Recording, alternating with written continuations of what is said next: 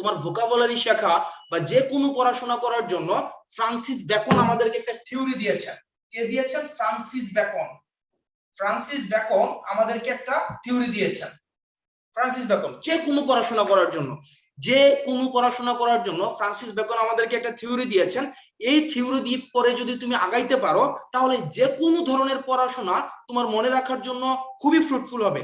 আমি একজনকে আনমিউট করি, আনমিউট করলে তার থেকে আমি চেষ্টা করব যে সে কিভাবে ভোকাবুলারিটা শিখে এবং প্রক্রিয়াগত ভুলটা কোন জায়গায় আমরা একটু বোঝার চেষ্টা করব। আমি একজনকে আনমিউট করছি, র্যান্ডম। র্যান্ডম আমার সামনে শুরুতেই যে আছে হাসান নোমান। হাসান নোমান, তুমি আনমিউট করো। হাসান নোমান। জি, আসসালামু আলাইকুম ভাই। ওয়ালাইকুম আসসালাম। আচ্ছা হাসান নোমান, ফর এক্সাম্পল তুমি একটা বিয়ের প্রোগ্রামে খাইতে যাবা, ফর এক্সাম্পল, হ্যাঁ? এখন তুমি কি গিয়ে প্রথমে, ফর এক্সাম্পল তোমার এই বন্ধুর, একজন বন্ধুর বিয়ে, এই বন্ধুর সাথে তোমার অনেক শত্রুতা আছে। এখন ও তোমার থেকে ধারে টাকা নিয়েছিল, টাকা দেয় নাই, একমাত্র উপলক্ষ হচ্ছে এটা শুট করা, সেটা হচ্ছে বিয়ের প্রোগ্রামে তোমাকে দাওয়াত দিছে, তুমি বিয়ে খাইয়া এই মানে এই টাকাটা শুট করবা, ফাইন।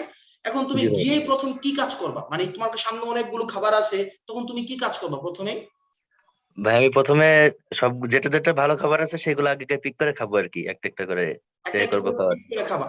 আচ্ছা নোমান, তুমি কি কখনো চিন্তা করছো যে তুমি প্রথমে গিয়ে খাবারটাকে হজম করবা? এই ধান্দা কি কখনো তোমার মাথায় ছিল কখনো আজকে পর্যন্ত কোনোদিনও? জি না, জি না। আচ্ছা তাহলে দেখো আমরা একটা খাবার কিভাবে খাই। আমরা একটা খাবার খাওয়ার জন্য দেখো প্রথমেই আমরা খাবারটাকে টেস্ট করি। কি করি? টেস্ট করি। আচ্ছা তারপরে আমরা খাবারটাকে কি করি দেখো, আমরা খাবারটাকে চিউ করি, আমরা খাবারটাকে চাবাই, রাইট? জি। 3 নাম্বার আমরা যে কাজটা করি সেটা হচ্ছে আমরা খাবারটাকে তারপর হচ্ছে গিলে ফেলি, ফাইন। জি। 4 নাম্বার যে প্রক্রিয়াটা এবং ফাইনাল যে প্রক্রিয়াটা, এই খাবারটা তারপরে কি হয়ে যায়? হজম হয়ে যায়, রাইট? জি ভাই, জি ভাই। একটা জিনিস খেয়াল করো তো, মজার বিষয়, এই আমরা কি কোনোদিনই চিন্তা করি, আমাদের কি লক্ষ্য কোনোদিন থাকে যে আমরা খাবারকে হজম করব? না ভাই, কখনো না। এবার দেখো খাবারকে কখনোই হজম করবে না। এখন ধরো তোমার এই বন্ধুর মানে প্রোগ্রামে গিয়ে যদি তুমি চিন্তা করো যে আজকে আমি খাবারটাকে হজম করব, যতগুলো খাবার আছে আজকে যত পারে আজকে হজম করে ফেলবো, খাবার কি হজম হবে নাকি বমি হয়ে যাবে? না ভাই, পসিবল না কখনো এইভাবে। বমি হয়ে যাবে, রাইট? জি জি। তাহলে দেখো ঠিক একই ভাবে যে কোনো ধরনের পড়াশোনা, মানে নট নেসেসারিলি যে ভোকাবুলারি, আমরা মুখস্থ নামে যে পড়াশোনাগুলোকে জানি, এই পড়াশোনাগুলোকে এবার আসলে ভোকাবুলারির ক্ষেত্রে কি করি। ফর এক্সাম্পল এখানে একটা শব্দ আছে, কি আছে? মোরোস। কি আছে? মোরস। মোরস। এই শব্দটাকে যখন আমরা শিখতে যাব, আমাদের প্রথম কাজ দেখো, আমরা এটাকে ফিলও করি না, কিচ্ছু করি না, আমরা প্রথম কাজটাকে মুখস্থ করি। Morse dot dot dot, Morse dot dot dot, Morse dot dot dot, Morse dot dot dot. অর্থাৎ আমরা চেষ্টা করি এটাকে হজম করার জন্য। কি করার জন্য? হজম করার জন্য। যখনই আমরা হজম করতে যাই তখনই কি হয়ে যায়? আমাদের এই ভোকাবুলারিটা বমি হয়ে যায়। কি হয়ে যায়? এটা মনে থাকতে চায় না। তুমি যতই ভোকাবুলারি শেখো না কেন, এভাবে যদি শুরুতেই তুমি চিন্তা করো যে তুমি খাবারটাকে ডাইজেস্ট করবা, কোনোদিনও তোমাকে মনে থাকবে না। তাইলে কি করতে হবে? প্রথমত হচ্ছে এটাকে চিনতে হবে। যেমন একটা শব্দ তুমি প্রথম জীবনে দেখছো, অ্যালাইনেশন। কি দেখছো? অ্যালাইনেশন। অ্যালাইনেশন জীবনে প্রথমবার দেখছো, তুমি জাস্ট এটাকে রিডিং পড়ো। এই যে রিডিং পড়ছো, তুমি চিনছো, এটাই হচ্ছে তোমার টেস্ট করা। কি করা? টেস্ট করা। টেস্ট করা। তারপরে যে প্রক্রিয়াটা, এই ভোকাবুলারিটা দিয়া তুমি পড়া শেষ, একবার 10টা ভোকাবুলারি দেখছো, তোমার শেষ, এটা নিয়ে আর মুখস্থ করার কোনো প্রয়োজন নাই। তারপরে সেকেন্ড ধাপে তোমার যে কাজটা হবে সেটা হচ্ছে তুমি আবার 2-4 ঘন্টা পরে এই শব্দগুলোকে আবার একটা রিভাইজ করো, বা এই শব্দগুলো যেটা সেন্টেন্স বানানোর চেষ্টা করো, এই শব্দটার সাথে পরিচিত হও। এটা হয়ে যাবে তোমার চিউ করা। কি করা? চিউ করা। চিউ করা।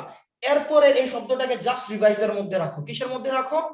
রিভাইজের মতো। 2 দিন পর, 4 দিন পর, 5 দিন পর রিভাইজ দাও, একবার একবার করে চোখ বোলাও। তাইলে এই জিনিসটা অটোমেটিক ডাইজেস্ট হয়ে যাবে। তোমার যদি শব্দটা মনে রাখার প্রয়োজন হয় তাহলে অটোমেটিক শব্দটা মনে হয়ে যাবে। বিষয়টা বুঝেছো? জি ভাই, বুঝছি। আমরা বাঙালি অনেক চালাক, আমরা কি করি? শুরুতেই ডাইজেস্ট করি, শুরুতেই ডাইজেস্ট করতে যাই এবং একসাথে অনেকগুলো ভোকাবুলারি পড়তে যাই এবং আমাদের মনে থাকে না, এবং আমাদের ভোকাবুলারি শেখার পরিবর্তে আমাদের কি হয়ে যায়? আমাদের বমি হয়ে যায়। এই কারণে এই যে ডাইজেস্ট না, এটা আমাদের কন্ট্রোলে নাই, এটা একটা অটোমেটিক প্রক্রিয়া। এটা কি? অটোমেটিক প্রক্রিয়া। অটোমেটিক প্রক্রিয়া। তাইলে আবার চলো আজকের ক্লাসের টাইটেল কি দেখো, কি পড়ো তো? মুখস্থ করা যাবে না। মুখস্থ করা যাবে না, এই একটা জিনিসকে তোমাকে মুখস্থ করতে হবে। আমার সাথে সাথে বলো, say no to memorization. Say no to memorization. Memorization causes cancer. Memorization causes cancer. Memorization causes cancer. Memorization causes cancer. Memorization causes cancer. Memorization causes cancer. অর্থাৎ এই ক্লাসে বা এই এডমিশন জার্নিতে বাংলা, সাধারণ জ্ঞান এবং ইংলিশ এই তিনটা পার্টের মধ্যে তোমার মেমোরাইজেশন নামে যেই আমরা শব্দটা ব্যবহার করি, এই শব্দটা আমরা ব্যবহার করব না। এই শব্দের পরিবর্তে আমরা যে শব্দটা ব্যবহার করব সেটা হচ্ছে ফ্যামিলিয়ারাইজেশন। কি শব্দটা ব্যবহার করব? খেয়াল করো, ফ্যামিলিয়ারাইজেশন। কোন শব্দটা ব্যবহার করব? ফ্যামিলিয়ারাইজেশন। ফ্যামিলিয়ারাইজেশন অর্থাৎ শব্দের সাথে পরিচিত হব, বাগধারার সাথে পরিচিত হব, বাক্য সংকোচনের সাথে পরিচিত হব, সেন্টেন্সের সাথে পরিচিত হব, মিনিং এর সাথে পরিচিত হব। আমরা শুধুমাত্র টেস্ট করব, চিউ করব, সোয়ালো করব, অটোমেটিক জিনিসটাকে ডাইজেস্ট হবে। তুমি যদি ডাইজেস্ট করতে যাও সেটা বমি হয়ে যাবে। Got it? জি ভাই।